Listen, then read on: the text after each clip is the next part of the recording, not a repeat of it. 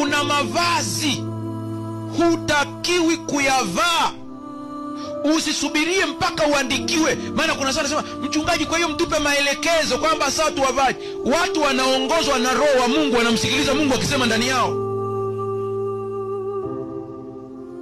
Usubirie mpaka upewe maelekezo. Kuna mavazi hutayavaa kwa sababu ukiyatazama haya mavazi yanakusababisha unafanana na ulimwengu. Tatizo ambalo watu wengi leo linawakumba siku za mwisho, badala ya sisi kusaidia ulimwengu, ndio tumeuingiza ulimwengu huko ndani ya kanisa.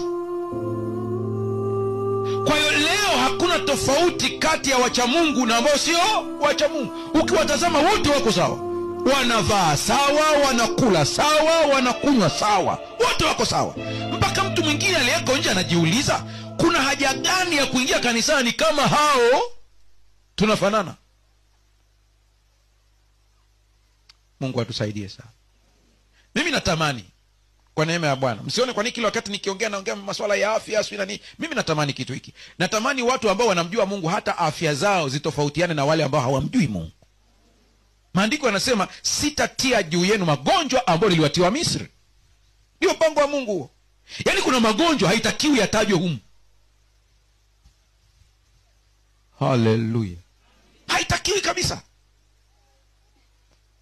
Lakini sasa mchungaji, imekuwaje? Imekuwa hivi kwa sababu tumevutiwa na ulimwengu, tumeupenda ulimwengu, tunataka tufanane nao, muonekano wao wakivaa kwa kile ambacho wanaamini kwao ndio kupendeza kwa mujibu wa ulimwengu. Tuko sawa sawa eh? Kuna kupendeza kwa mujibu wa ulimwengu, tunahitaji na sisi tupendeze kama wao.